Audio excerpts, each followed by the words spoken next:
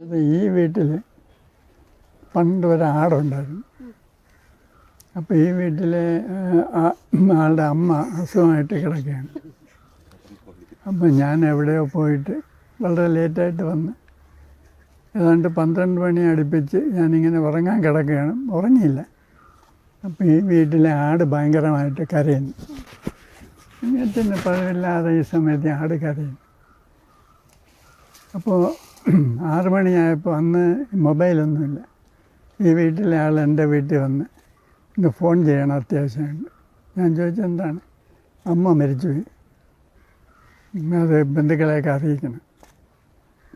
അപ്പം ഞാൻ ചോദിച്ച അമ്മ എപ്പോഴാണ് മരിച്ചത്? രാവിലെ നോക്കിയപ്പോൾ മരിച്ചു കിടക്കുകയായിരുന്നു. ഞാൻ പറഞ്ഞ അമ്മ മരിച്ചത് 12 മണിക്കാണ്. വീട് ചോദിച്ചത് സാറെങ്ങനെ അറിഞ്ഞു? അപ്പോൾ പറഞ്ഞു നിങ്ങളുടെ ആട് പറഞ്ഞു. അപ്പോൾ ആനിമൽസ് ഈ ആടിനെ കെട്ടിയിരിക്കുന്ന വീട്ടിൽ നിന്ന് കുറച്ച് വെളിയിലാണ്, പക്ഷെ ആട് സെൻസ് ചെയ്യുന്നു അമ്മയുടെ മരണ വെപ്രാളം. അല്ല, അതാണ് ടെലിപ്പതി. അത് ചില പട്ടികൾ അവരുടെ ഓണേഴ്സ് വീട്ടിൽ വരാൻ നേരത്ത് അയാൾ വീട്ടിൻ്റെ മുമ്പിലെത്തുന്നതിന് മുമ്പേ ഓടിപ്പോയി വെയിറ്റ് ചെയ്യും. അത് എന്നോട് ഇവിടെ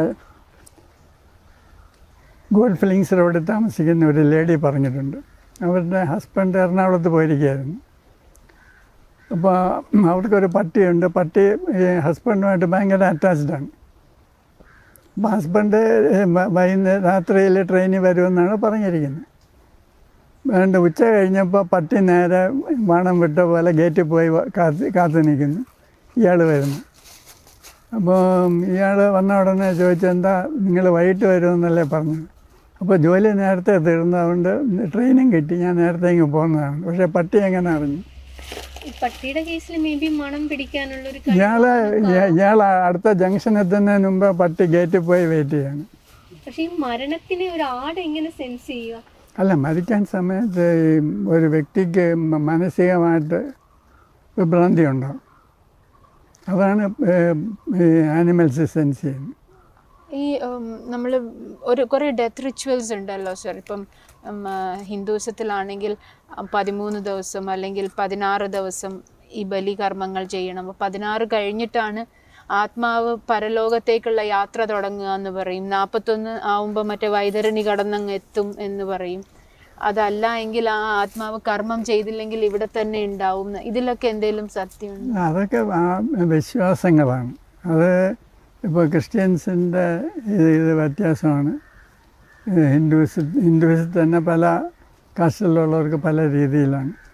അപ്പോൾ ഇതൊക്കെ ജീവിച്ചിരിക്കുന്നവരുടെ സമാധാനത്തിന് വേണ്ടി വെച്ചിരിക്കുന്ന ഓരോ കാര്യങ്ങളാണ്. പക്ഷേ ഇപ്പോൾ സാർ ഈ മൈൻഡുമായിട്ട് നമുക്ക് കണക്ട് ചെയ്യാൻ പറ്റും എന്നൊക്കെ പറയുമ്പോൾ അതിൻ്റെ കുറേ അനോളജീസ് അല്ലെങ്കിൽ സിമിലാരിറ്റീസ് ഈ ഡെത്ത് റിച്വൽസുമായിട്ട് അസോസിയേറ്റ് ചെയ്യാൻ പറ്റും. തീർച്ചയായിട്ടും. ഡെത്ത് റിച്വൽസ് നമ്മൾ കാര്യമായിട്ട് പരിശോധിക്കുകയാണെങ്കിൽ അതിനകത്തൊക്കെ ഉള്ളത് ജീവിച്ചിരിക്കുന്നവരുടെ മൈൻഡിനെ സമാധാനിപ്പിക്കാനും ഒക്കെ ഉള്ള കാര്യങ്ങളാണ്. ഈ ആണ്ട് എന്നൊക്കെ പറയുന്നത് ഇപ്പോൾ ബന്ധുക്കളെല്ലാം ഒരുമിച്ച് വരും. അപ്പോൾ തന്നെ അപ്പം നമ്മളുടെ എല്ലാം മൈൻഡ് കണക്റ്റഡാണ്. അപ്പോൾ തന്നെ അവർ ഒരുമിച്ച് വരികയും ഈ കർമ്മങ്ങളൊക്കെ ചെയ്യുകയും ചെയ്യുമ്പോൾ അവരുടെ എല്ലാം കൂടെയുള്ള ഒരു ഗ്രൂപ്പ് മൈൻഡിലാണ് ആ ചേഞ്ച് സംഭവിക്കുന്നത്. സാർ നേരത്തെ പറയുന്നുണ്ടായിരുന്നു ഈ സോളാണ് അൾട്ടിമേറ്റ് എന്ന്. ആത്മാവുണ്ടോ? എന്ന് ഞാൻ പറഞ്ഞില്ല. ഞാൻ കോൺഷ്യസ്നെസ് ആണ് അൾട്ടിമേറ്റ് എന്നാണ് പറഞ്ഞത്. ആത്മാവെന്നൊരു സങ്കല്പമുണ്ടോ? അതായത് ഈ ബോധത്തിലാണ് എല്ലാം നിലകൊള്ളുന്നത്. ആ ബോധം നമ്മളുടെ ഒരു ലിമിറ്റഡ് സിസ്റ്റത്തിൽ കൂടെ പ്രവർത്തിക്കുമ്പോഴാണ് നമ്മളെന്നുള്ള വ്യക്തി ഉണ്ടാകുന്നത്. ആ വ്യക്തി ഇല്ലാതായി കഴിഞ്ഞാൽ, വ്യക്തി എന്ന് പറയുമ്പോൾ ശരീരവും മനസ്സും എല്ലാം കൂടെ ചേർന്നാണ് ആ നമ്മൾ എന്ന് പറയുന്ന വ്യക്തി. വ്യക്തി ഇല്ലാതായി തീരുമ്പോൾ പിന്നെ അവശേഷിക്കുന്നത് പ്യുവർ കോൺഷ്യസ്നെസ്സാണ്. അത് കോൺഷ്യസ് മൈൻഡ് എന്ന അർത്ഥത്തിലാണോ? അല്ല, കോൺഷ്യസ് മൈൻഡ് എന്ന് പറയുന്ന ഒരു കോൺട്രഡിക്ഷനാണ് വാസ്തവത്തിൽ. കോൺഷ്യസ്നെസ് അത് യൂണിറ്ററിയാണ്, ഒന്നേ ഉള്ളൂ. അത് നമ്മളുടെ ലിമിറ്റഡ് സിസ്റ്റത്തിൽ കൂടെ പ്രവർത്തിക്കുമ്പോഴാണ് മൈൻഡ് ഉണ്ടാകുന്നത്. നേരത്തെ പറഞ്ഞ പ്രേതത്തിൻ്റെ കാര്യത്തിൽ ഒരു സംശയം കൂടെ ചോദിക്കട്ടെ. ഈ പ്രേതം ഒരു സൈക്കിക് എക്സ്പീരിയൻസ് ആണ്. പക്ഷേ ഈ പ്രേതം അല്ലെങ്കിൽ ഒരു ഗോസ്റ്റ് അല്ലെങ്കിൽ ഒരു പാരാനോർമൽ ഫോഴ്സ് ഉപദ്രവിക്കാറുണ്ടോ? ഈ ഞാൻ ഒരുപാട് ഇങ്ങനെ ഹോണ്ടഡ് വീടുകളൊക്കെ സ്റ്റഡി ചെയ്തിട്ടുണ്ട്. അപ്പോൾ അതിൽ നിന്ന് മനസ്സിലായ ഒരു കാര്യം, ഒരാൾക്ക് ഒട്ടും പേടിയില്ലെങ്കിൽ ഏറ്റവും ഹോണ്ടഡായെന്ന് പറയുന്ന സ്ഥലം അയാൾക്ക് പോസിറ്റീവായിരിക്കും. അയാൾക്കൊരു പ്രശ്നം ഉണ്ടാകത്തില്ലെന്ന് മാത്രമല്ല, അയാൾക്ക് ഒരുപാട് നല്ല അനുഭവങ്ങൾ തന്നെ ഉണ്ടാകും. ഇത് നിങ്ങളിപ്പോൾ പേര് പറഞ്ഞാൽ നിങ്ങളൊക്കെ അറിയുന്ന ഒരാൾ, പുള്ളി ജേർണലിസ്റ്റാണ്, പുള്ളി കഥ എഴുതും. അപ്പോൾ പുള്ളി ഇതുപോലെ ഒരു ഹോണ്ടഡ് വീട്ടിൽ താമസിച്ചു. ഞങ്ങൾ ഡീറ്റെയിൽഡായിട്ട് സ്റ്റഡി ചെയ്തതാണ്.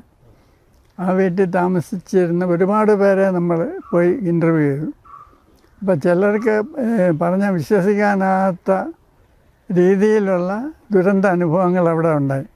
പക്ഷേ ഈ പുള്ളി ബാച്ചിലറായിട്ട് അവിടെ താമസിച്ചു. അപ്പോൾ പുള്ളിക്ക് ഒരു ഫീമെയിൽ പ്രസൻസ് ഫീൽ ചെയ്യാമായിരുന്നു. പക്ഷേ ഇത് എന്നെ സപ്പോർട്ട് ചെയ്യുകയുള്ളെന്ന് പുള്ളിക്കൊരു തോന്നൽ. അപ്പോൾ പുള്ളിക്ക് അവിടെ വെച്ചാണ് എല്ലാ നല്ല അനുഭവങ്ങളും ഉണ്ടായത്. അവാർഡൊക്കെ കിട്ടി. സാർ, അതിൽ തന്നെ ഒന്ന് ചോദിച്ചോട്ടെ. ഞാനിപ്പോൾ ഒരു ഹോണ്ടഡ് ഹൗസിൽ പോയി താമസിക്കുകയാണ്.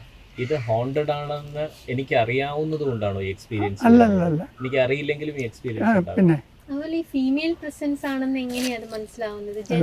അത് പുള്ളിയാണ് എന്നോട് പറഞ്ഞത്. യഥാർത്ഥത്തിൽ അത് ഫീമെയിൽ പ്രസൻസ് ആയിരുന്നു.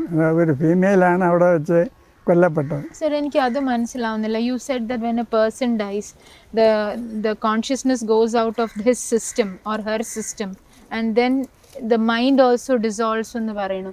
പിന്നെ അതിനെങ്ങനെ ഒരു ഫീമെയിൽ മെയിൽ ഡിഫറൻസും അതെല്ലാം വരുന്നു? അല്ല, വീണ്ടും നിങ്ങൾ ഈ പാസ്റ്റ് പ്രസൻ്റ് ഒരു ഡിഫറൻസിയേഷൻ കൊണ്ടുവരുന്നു. യഥാർത്ഥത്തിൽ പാരാനോർമൽ ലെവലിൽ പോയി കഴിയുമ്പോൾ പാസ്റ്റും പ്രസൻറ്റും ഇല്ല, അതെല്ലാം സൈമൾട്ടേനിയസ് ആണ്. ചോദിച്ചത് ഈ ഫീമെയിൽ പ്രസൻസ് ആണെന്ന് എങ്ങനെ അറിയാം? അതായത് ഒരു വീട്ടിലൊരു ദുരന്ത സംഭവം നടക്കുന്നു. ഈ ദുരന്ത സംഭവം നടന്നു കഴിയുമ്പോൾ ഈ ഒരു സൈക്കിക്കായിട്ടുള്ള ആളവിടെ ചെല്ലുമ്പോൾ അയാളത് സെൻസ് ചെയ്യും. അത് കൂടിയ സൈക്കിക്കാണെങ്കിൽ അയാൾക്ക് മനസ്സിലാവും ഇവിടെ ഇങ്ങനെ ഒരു ദുരന്ത സംഭവം നടന്നിട്ടുണ്ട്, അതുകൊണ്ടാണ് എനിക്കിങ്ങനെ ഒരു അൺയൂഷ്വൽ ഫീൽ ഉള്ളത്.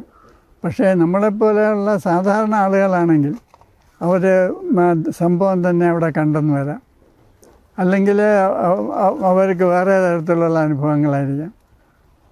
സ്ത്രീകളാണോ പുരുഷന്മാരാണോ കൂടുതൽ സൈക്കിക് ആകുന്നത്? വാസ്തവത്തിൽ വലിയ വ്യത്യാസമൊന്നുമില്ല, സ്വല്പമെങ്കിലും കൂടുതൽ സ്ത്രീകളാണെന്നാണ് എനിക്ക് തോന്നുന്നത്. എന്തുകൊണ്ടായിരിക്കാം? അവർക്ക് ഈഗോ കുറവാണ്, അതുകൊണ്ടാണ്. ഞാനിപ്പോൾ ഒരു കുട്ടിച്ചാത്തൻ എക്സ്പീരിയൻസ് ഉണ്ടാകുന്നു, അല്ലെങ്കിൽ ഞാനിപ്പോൾ ഒരു പ്രേതത്തെ കാണുന്നെങ്കിൽ അത് പ്യുവർലി മൈ സൈക്കിക് ആക്ടിവിറ്റിയാണ് അല്ലേ, മൈ സൈക്കിക് എക്സ്പീരിയൻസ് ആണ്? അല്ല, അത് മിക്കവാറും ഒരു ജോയിൻറ്റ് പ്രൊഡക്ഷനായിരിക്കും. ലൈക്ക് എൻവയോൺമെൻറ്റും അത് എല്ലാ പാരാനോർമൽ ഫിനോമിനയും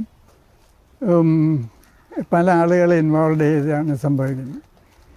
ചിലപ്പോൾ ഒരാളുടെ പ്രസൻസ് ഇത് ബ്ലോക്ക് ചെയ്തെന്നും വരും. ആ എക്സ്പീരിയൻസിനെ ബ്ലോക്ക് ചെയ്യാനും അത് അറിഞ്ഞുകൊണ്ടാണോന്നില്ല. അതെങ്ങനെയാണ്? അല്ല, അത് ഇപ്പം എൻ്റെ സാധാരണ അനുഭവം, ഞാൻ ചെല്ലുമ്പോൾ മിക്കവാറും നിൽക്കും. അങ്ങനെ ഒരുപാട് സ്ഥലത്തുണ്ട്. ഇപ്പോൾ ചാത്തന്നേർ തന്നെ ഞാൻ ചെന്ന് കഴിയുമ്പോൾ പറയും ഒരു 10 മിനിറ്റ് മുമ്പ് വരെ കല്ല് വന്ന് വീണുകൊണ്ടിരുന്നു, സാറ് വന്നപ്പോൾ ഇല്ല. അത് ഈ പിന്നെ പണ്ട് പറയില്ല, ഈ പിന്നെ ഇതന്നെയൊക്കെ ഡീൽ ചെയ്യുന്ന ആൾക്കാർ വരുമ്പോൾ പെട്ടെന്ന് നിൽക്കും എന്നുള്ള. അത് വളരെ കോമൺ ആയിട്ട് എല്ലായിടത്തും അല്ല, പലയിടത്തും അങ്ങനെയാണ്. സാർ, ഇപ്പോൾ ഈ സാറിനെ പറ്റി കേട്ടിട്ടുള്ളത്, സാർ രാത്രി കാലങ്ങളിൽ ഈ ESP തേടി ഇറങ്ങാറുണ്ട് എന്നൊക്കെ കേട്ടിട്ടുണ്ട്. അത് ശരിയാണോ? ESP തേടി ESP അല്ല, ഈ ഇങ്ങനത്തെ ഫോഴ്സസ് ഉണ്ടോ അല്ലെങ്കിൽ പാരനോർമൽ ഫിനോമിന എവിടെയെങ്കിലും ഉണ്ടോ എന്നൊക്കെ.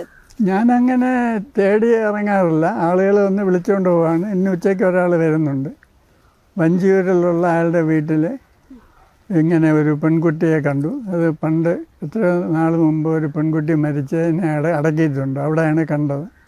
അപ്പോൾ ഞാൻ ഒന്ന് വന്ന് നോക്കണം. അപ്പോൾ ഞാൻ പറഞ്ഞു, എൻ്റെ ഒരു സൈക്കിക് ഫ്രണ്ടുണ്ട്, പുള്ളിയെ കൂടെ നമുക്ക് വിളിക്കാം എന്ന് പറഞ്ഞിരിക്കുകയാണ്. പുള്ളി ഫ്രീ ആണെങ്കിൽ പുള്ളിയും കൂടെ വരും. സൈക്കിക് ഫ്രണ്ട് എന്താ ചെയ്യുന്നത്? പുള്ളി ഇത് തന്നെയാണോ? സൈക്കിക് ഫ്രണ്ട് ഒന്നല്ല, ഒന്നിൽ കൂടുതലുണ്ട്. എന്താണ് ഈ സൈക്കിക് ഫ്രണ്ട് എന്ന് പറഞ്ഞാൽ? They can catch these. അല്ല, അവർ കുറച്ചുകൂടെ ഓപ്പണാണ്. ഇവിടെ തന്നെ ഒരു ഹൈമവതി കുളം ഉണ്ടായിരുന്നല്ലോ പണ്ട്, കാര്യവട്ടത്തിൻ്റെ ഉള്ളിൽ. അതിനെപ്പറ്റി ഒരുപാട്, I mean it also became one of the most haunted places in Kerala. അപ്പോൾ അതുപോലെ തന്നെ ബോണക്കാടിലുള്ള ഒരു എസ്റ്റേറ്റ് ഉണ്ട്, അപ്പോൾ അവിടെയും പിന്നെ സുമതി വളവ്, ഇതിനെ പറ്റിയൊക്കെ ഒരുപാട് കഥകൾ കേട്ടിട്ടുണ്ട്. ദാറ്റ് ഇസ് അവിടെ ഇപ്പോഴും അങ്ങനത്തെ അപ്പാരിഷൻസിനെ കാണാൻ പറ്റും. അതൊക്കെ അങ്ങനെ പറ്റുമോ അപ്പാരിഷൻസിനെ? സാറ് പറയണത് വെച്ചാൽ you can capture the mind, but there are people who actually see the apparition. ഇപ്പം ഈ ഒരു കേസിലും വഞ്ചിയൂർ ആ പെൺകുട്ടിയെ കണ്ടു എന്നാണ് പറയുന്നത്. അതെങ്ങനെയാണ് അപ്പോൾ? അത് മൈൻഡിൻ്റെ അത് പലതാകാം. ഇപ്പോൾ ഇവരുടെ ബന്ധത്തിലുള്ള ഒരു പെൺകുട്ടിയായിരിക്കും മരിച്ചത്. അപ്പോൾ പെൺകുട്ടിയെ അവിടെ അടക്കിയിട്ടുണ്ടെന്ന് ഇയാൾക്കറിയാം. അപ്പോൾ ഇയാളുടെ മൈൻഡ് ഒരു പ്രത്യേക അവസ്ഥയെത്തിയപ്പോൾ ആ പെൺകുട്ടിയുടെ രൂപം ഇയാൾ കണ്ടതാകാം. അത് ഇയാളുടെ ഒരു പ്രൊജക്ഷനാകാം മൈൻഡിൻ്റെ, ഹാലൂസിനേഷൻ എന്ന് വേണമെങ്കിൽ പറയാം, അതാകാം. അപ്പോൾ ഇയാൾ ചിലപ്പോൾ ആ സമയത്ത് ഒരു പ്രത്യേക സൈക്കിക് അവസ്ഥയിലേക്ക് പോയതുകൊണ്ടായിരിക്കും അത് കണ്ടത്. സർ, ഈ അതീന്ദ്രിയ ജ്ഞാനമുള്ളവർക്ക്, അതായത് ഈ 5 സെൻസ് അല്ലാതെയുള്ളവർക്ക്, ഇവർക്ക് മാത്രമാണോ പാരാനോർമൽ എക്സ്പീരിയൻസ് ഉണ്ടാകുന്നത്? അല്ല. നമ്മളുടെ സർവൈസ് കാണിക്കുന്നത് അപ്രോക്സിമേറ്റ്ലി 1/3 ആളുകൾക്ക് ജീവിതത്തിൽ ഒരിക്കലെങ്കിലും ജെനുവിൻ പാരാനോർമൽ എക്സ്പീരിയൻസ് ഉണ്ടാകുന്നതാണ്. ഇപ്പോൾ ഇവിടെ തന്നെ 10 പേരുണ്ട്. അപ്പോൾ 1-2 പേർക്ക് ഒരു ജെനുവിൻ പാരാനോർമൽ എക്സ്പീരിയൻസ് എങ്കിലും ഉണ്ടായി കാണും. ശരിക്കും എന്താണ് സാർ ഈ പാരാനോർമൽ എക്സ്പീരിയൻസ് എന്നുള്ളതുകൊണ്ട് ഉദ്ദേശിക്കുന്നത് എന്താണ്? അതായത് നമ്മുടെ എവരുടെ റെഗുലാരിറ്റീസിന് അപ്പുറമുള്ള അനുഭവം. പ്രേതം അതും ഇതിനകത്ത് വരും. പക്ഷേ മെയിനായിട്ട് അതല്ല. മെയിനായിട്ട് ESPയും PKയുമാണ്. അതായത് നമ്മൾ സ്വപ്നം കാണുന്നത് അതേപോലെ നടക്കുക, പിന്നെ വേറൊരാളുടെ മനസ്സിലുള്ളത് ഓട്ടോമാറ്റിക്കായിട്ട് നമുക്കറിയാൻ സാധിക്കുക, ഇങ്ങനെയുള്ളതൊക്കെ അതൊക്കെയാണ്. ഈ പാരാനോർമൽ ആക്ടിവിറ്റിന്ന് അങ്ങനെ ഒരു വേർഡ് നമ്മൾ ഉപയോഗിക്കാറില്ല. അതേ ഒരു അമേരിക്കൻ സിനിമ ഇറങ്ങിയതിന് ശേഷമാണ് നമ്മൾ പാരാനോർമൽ എക്സ്പീരിയൻസ് എന്നൊക്കെയാണ് പറയുന്നത്.